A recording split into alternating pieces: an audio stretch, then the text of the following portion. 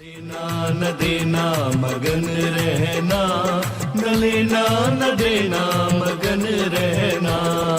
अपने आप परोसा है, ईश्वर पर ही भरोसा है। जो भी मिले उसमें खुश रहना, लेना न देना मगन रहना, न लेना न देना मगन रहना।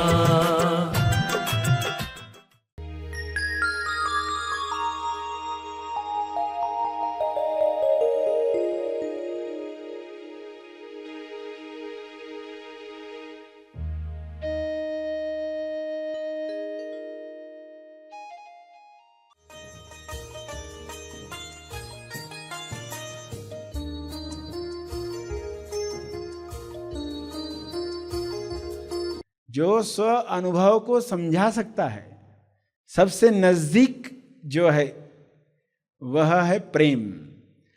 और ये प्रेम के सिक्के के पीछे क्या लिखा हुआ है? क्षमा। प्रेम और क्षमा। सभी को शुभेच्छा। हैप्पी थॉट्स तेज ज्ञान फाउंडेशन द्वारा आयोजित ध्यान प्रार्थना बीज बोने के लिए आप सबका स्वागत करते हैं। रोज हम सब मिलकर प्रार्थना करते हैं ताकि हम खुद भी स्वस्थ रह पाएं और जो बीमार हैं उन्हें भी हम अपनी प्रार्थना का बल पहुंचा पाएं। तो आइए ग्रहणशील रहते हैं और इस प्रार्थना का लाभ लेते हैं। सभी आंखें बंद करें। विश्व के लिए प्रार्थना करें। भक्ति के साथ, श्रद्धा के साथ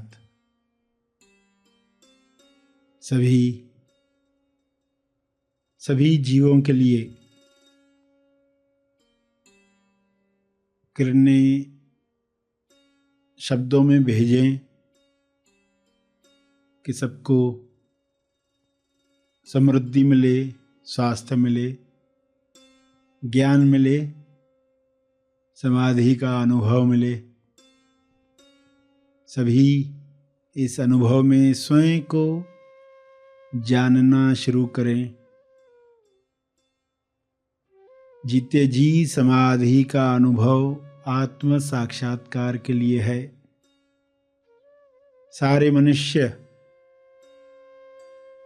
यह अनुभव कर पाएं, सभी में स्वयं को जानने की प्यास बढ़े। हे परमात्मा, आपके शुभ्र प्रकाश में हर मनुष्य में स्वयं को जानने की प्यास बढ़ रही है। आपकी कृपा से सभी आपके साथ तालमेल में आ रहे हैं। ईश्वर का अंश ईश्वर के साथ एक होकर स्वयं को जाने और सारे डरों से मुक्त हो जाए। स्वयं को अलग मानकर डरों में रहकर लोग बीमारियों को आकर्षित करते हैं। ये सारी बीमारियां समाप्त हो जाएं।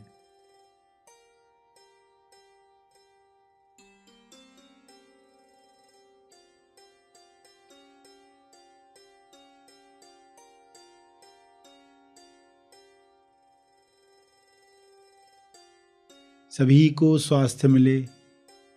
इस स्वास्थ्य में लोग अभिव्यक्ति करें कर्मों के द्वारा, सभी को मदद करके सेवा में रचनात्मक कार्य करके जीवन सहज बनाकर रचनात्मक कार्यों से लोगों का समय बचे और इस बचे हुए समय में लोग पृथ्वी लक्ष्य प्राप्त करें। इस बचे हुए समय में लोग स्वबोध में बैठें।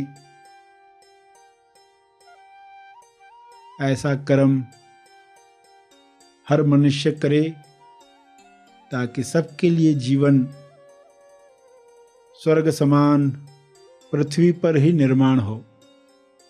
मरने के बाद लोग स्वर्ग में जाने की कल्पनाएं न करें। जीते जी स्वर्ग में कैसे रहा जाता है जहाँ संपूर्ण स्वास्थ्य है, संतुष्टि है, जहाँ पर प्रेम आनंद मौन है, भाईचारा है। ऐसा स्वर्ग लोग अंदर भी महसूस करें, बाहर जगत में भी महसूस करें।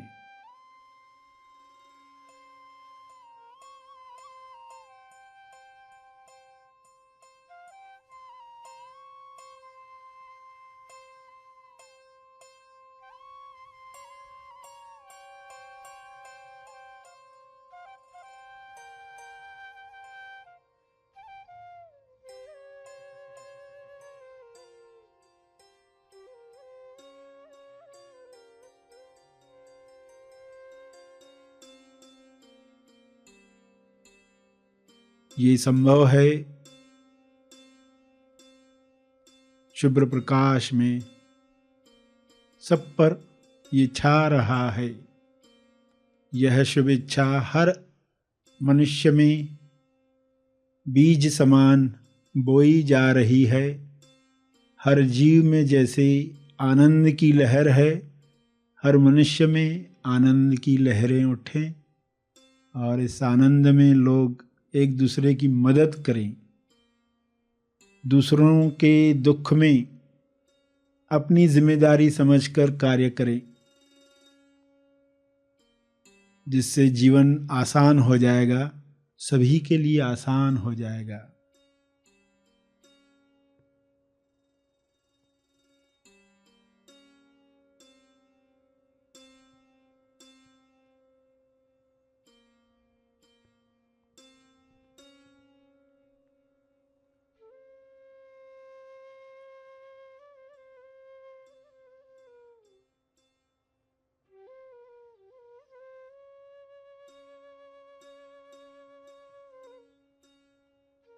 ईश्वर ने सब कुछ भरपूर बनाया है, सबके लिए बनाया है।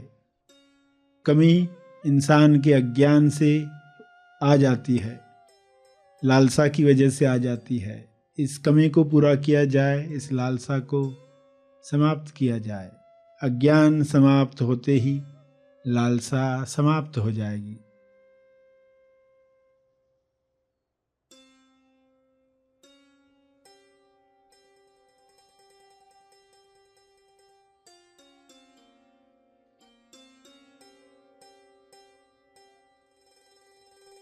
स्वबोध के साथ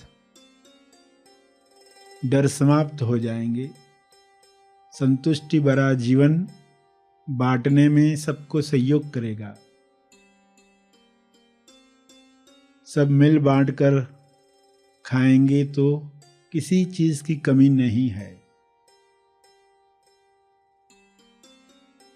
सभी ये दुआ करें, सबके लिए सब उपलब्ध हो जाए। विश्व के किसी भी कोने में कोई हो, सब तक मदद पहुँचे, सब तक ज्ञान पहुँचे, सब तक सकारात्मक विचार, प्रार्थना का बल पहुँचे। अपने शब्दों में इसी समझ को दोहराते रहें।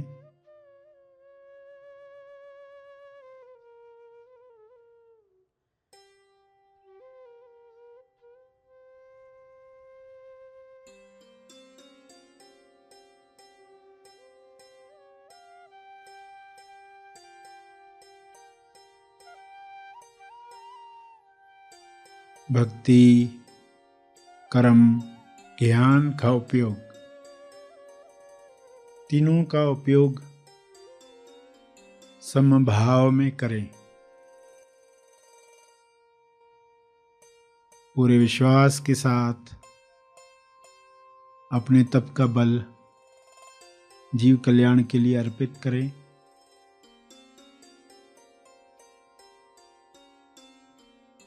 ध्यान और प्रार्थना का जो बल प्राप्त किया है, तपर्पण करें।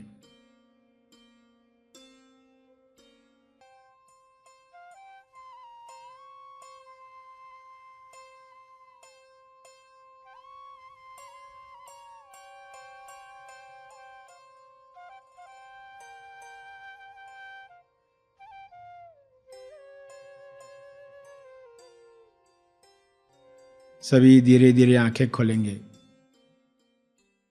आइए सब ग्रहणशील होते हैं एक चेतना संदेश सुनने के लिए।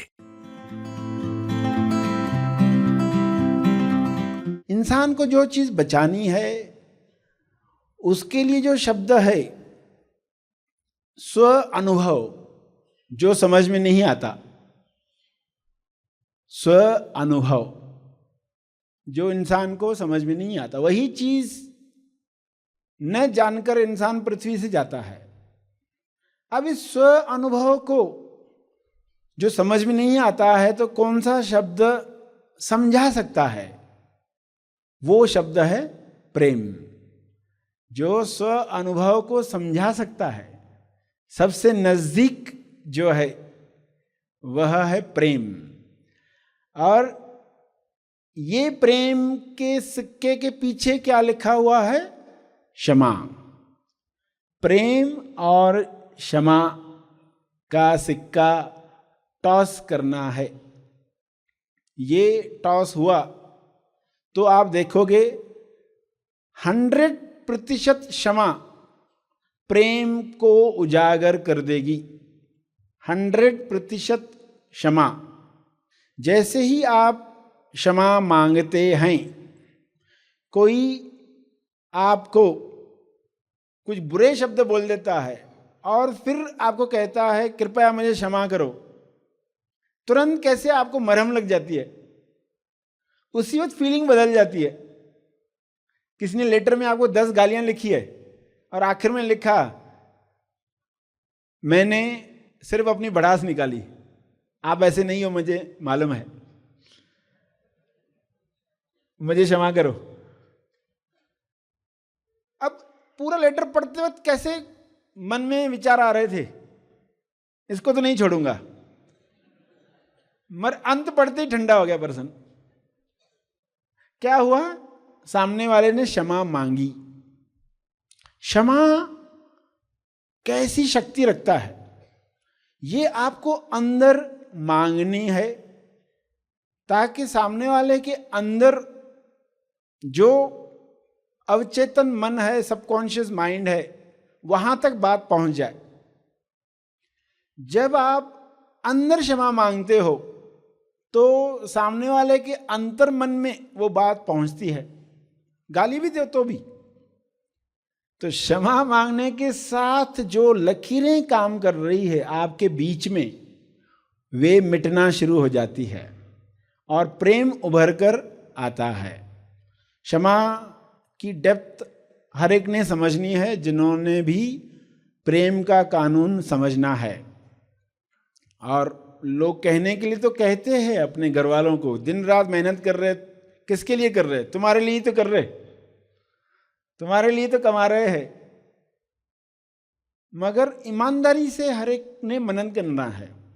ग्रे पीरियड में लोग मनन करते हैं। ग्रे पीरियड कब होता है? जब पर्सन मर रहा होता है मृत्यु शैया पर, या तुरंत मृत्यु के साथ ग्रे पीरियड होता है, जिसमें उसको पूरा जीवन दिखाई देता है।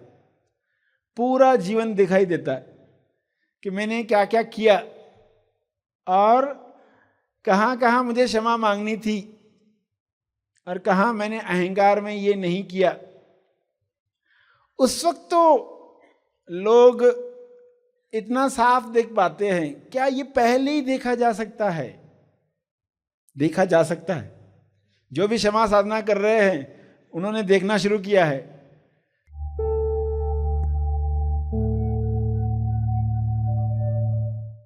प्रार्थना और मार्गदर्शन का सभी ने लाभ लिया। आइए यहीं पर समाप्त करते हैं। कल फिर मिलेंगे। तब तक के लिए धन्यवाद। Happy thoughts.